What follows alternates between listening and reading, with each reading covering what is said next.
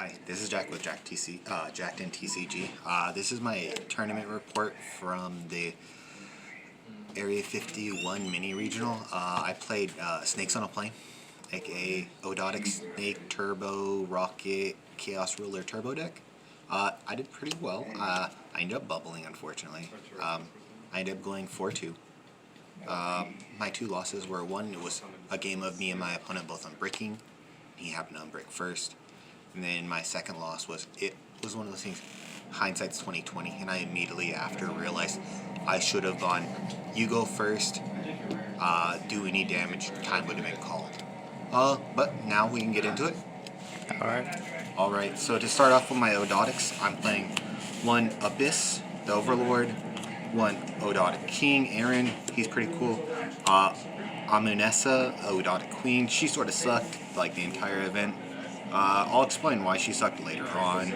Then I played one Cruz, the light Ogdoadic, and one Owlet, the dark Ogdoadic. Then I played 3 remnants light and then 3 remnants dark. And I played one Flogos. And that was all I played for the actual Ogdoadic monsters. It was a small package, but the thing is you don't really want to see any of them except for the remnants. Then to get into my Chaos Dragon package, I played one Wyvern Burster, one Clap Serpent, 2 Lavianier, 1 Chaos Trader, and 3 Starlage Safer, which has a crazy interaction.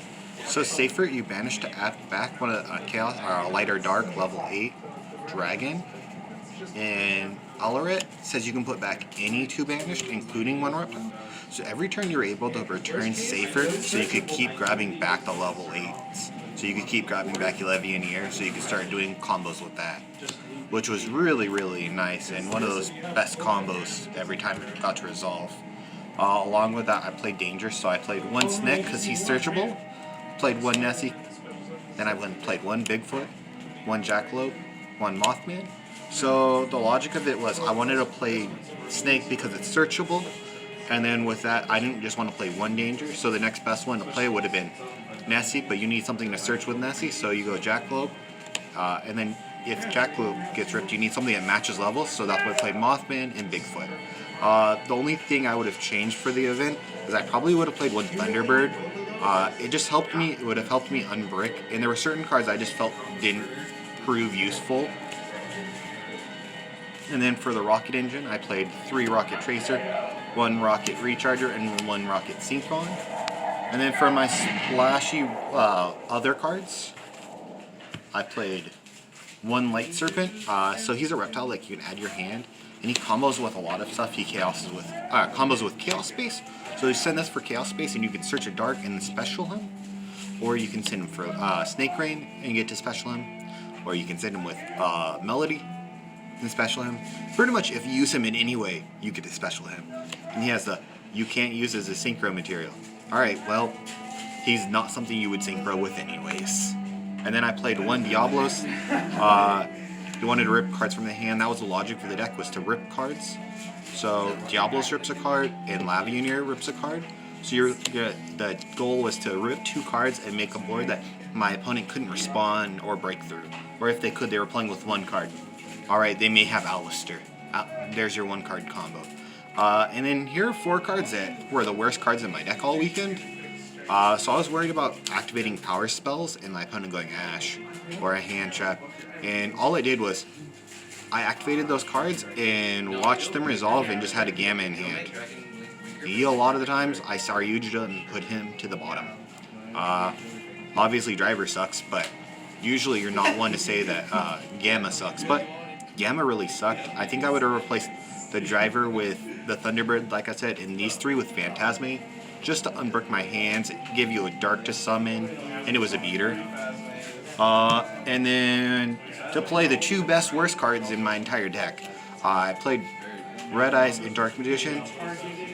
So there's some conflicts you'll immediately acknowledge when I explain that my deck is Chaos Ruler Turbo. If you mill one of these on Chaos Ruler, you have to add it to hand or you can't Red Eyes Fusion. And sometimes you mill the Red Eyes Fusion and these are just dead cards in your deck. Well, positives, there's their darks to banish off of Lavianier. And that's it. Besides that, they make Dragoon and Dragoon silly. And then here's to my spells. I played 3 Snake Rain, the namesake of the deck. Snakes on a plane, dude. You gotta drop the snakes on people all day, every day. People will get tired of the snakes on a plane. Alright, then we play our 1 Ogdoadic Speller Trap. We'll play Water Lily. It's foolish, and then if you have 5 different reptiles, or 5 different named reptiles, you can bring back one from the graveyard. It does cool stuff. It's a lot of time if you open this, you still want to search one just so you have more cards to discard, and then it's another card to be safe with dangers. Following that, I played a very powerful card. I played Balance. So the logic with this is, I was playing it because if they hand trapped me, they used a card. Then I'm Lavineering, ripping another card. Then Diablos, rip another card. And I can Talents and rip another card. And they're down to 1 card. It was draw 2 all day, every round. There was a couple times where I took cards. The entire effect that I put this in the deck for, I did not use. Then we played 3 Melody. I played it just to see it. It discards stuff of the graveyard, starts combos, lets you search out Diablos in Lavineer or 2 Lavineers. It was cool. I think it was great. I don't know if 3 was necessary. And I played 3 Chaos Space. This card's ridiculous because you get to do so many cool things with it. And then power spells. I played 1 Reborn because Reborn's Reborn. It's Water Lily, but I don't need 5 engrave. I played Foolish Burial in the deck that has like 8 different Foolish Burials. Doesn't make sense, but it comes up. And then I played Red Ice Fusion because that card's broke. It says make a Dragoon. Typically you aren't activating that card. And then I played for my rocket spells, I played 3 Quick Launch and 1 Boot Sector. In reality, I probably could have played the 3 Quick Launch and just played 2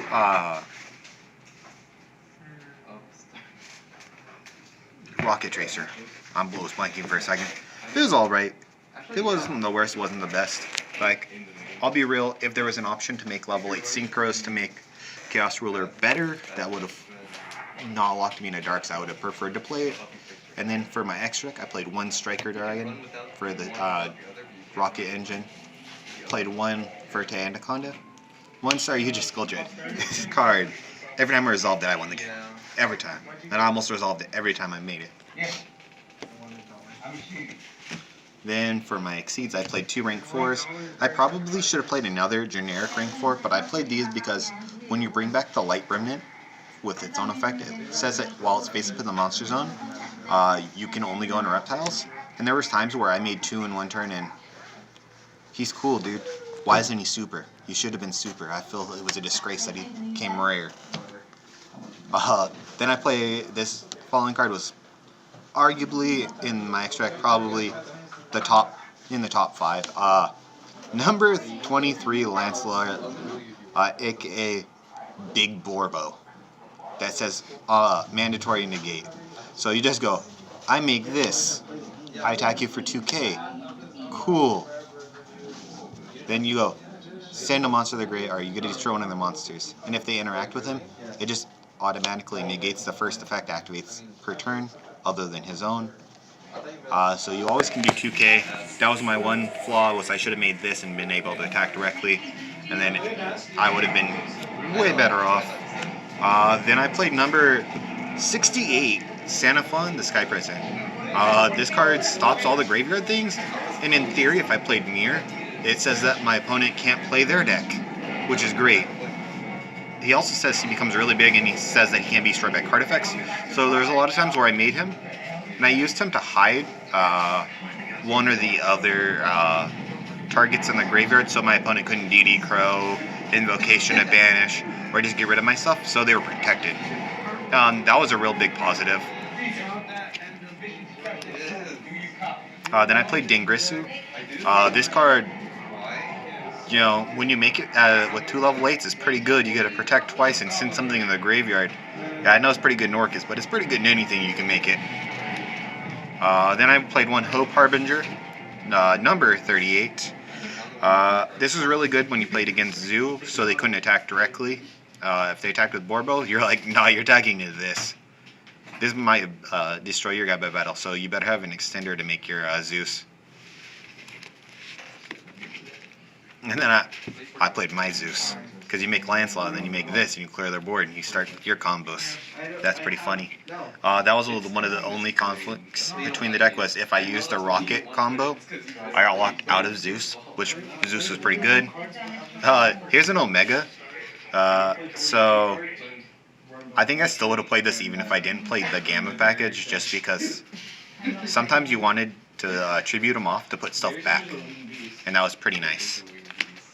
Then I played a card that shouldn't have been in my deck. I made it once throughout the tournament and testing, and it never felt good. I attached up this Striker Dragon, and I'm like, hey, I should have made any other monster. That probably should have been another rank 4. And then the best card in the deck, we have Chaos Ruler, the Chaotic Magical Dragon, aka it's almost grass. It's almost grass. And then he's just a recurable level 8, and he's big. He's very big, and he's a dart. That comes up for another reason later. And then we played one hot red Dragon Archfiend Abyss, because if you can make this, you're already like super good. They give you typically a third interaction, and typically it was a third interaction after ripping your opponent's hand apart. And then Dragoon. Do I need to explain this card? Probably. So the best thing about Dragoon was he negates everything. But an even better interaction was, a lot of times I would make it under Yugioh, so he'd be 33 already.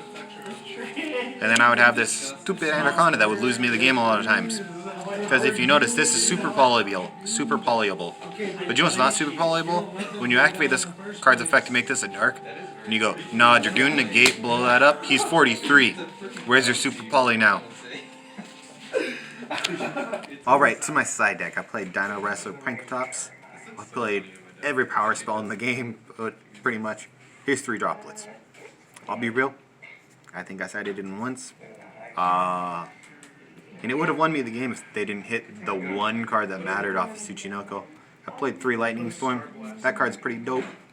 I played 1 Feather Duster because that card is dope. I played 3 Dark Ruler No More. I played a Red Reboot because I said it was my turn. They can do whatever they want, but it's my turn. And then finally, arguably my favorite card of the entire side deck. I played 3 Eradicator because you flip this up, and if you rip 2 cards from their hand, in that off chance you hit another 1, maybe 2, and you get spells, they have 1 card. And you get to see what they draw for the next 2 turns. That's pretty nice.